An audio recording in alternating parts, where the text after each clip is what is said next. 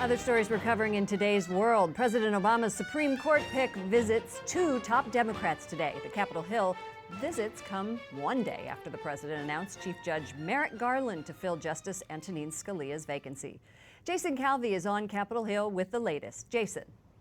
Lauren, it's considered a courtesy call, a chance for the judge to meet behind closed doors one-on-one with a senator. Now, Garland has been picked to weigh in on some of the most pressing cases in our country, and we were there as he was met with a hallway full of reporters and cameras.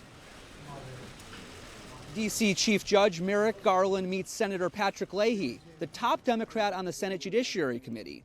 That committee is in charge of holding hearings on judicial picks. But Republicans have been firm. No votes, no hearings for any of Obama's Supreme Court picks. So I asked Democrats about that today. The other side says they're doing their jobs by consenting to not having hearings, not having votes. What do you say? The American people totally disagree with them. I look at history, and in the last 100 years since we've had Judiciary Committee hearing, everyone, unless they've just gotten approved in 10 days, has had a hearing. Senate Democrats gathered outside the Supreme Court today to urge Republicans to have a hearing and vote on the nominee. But Republican leadership, like Leader Mitch McConnell, says no.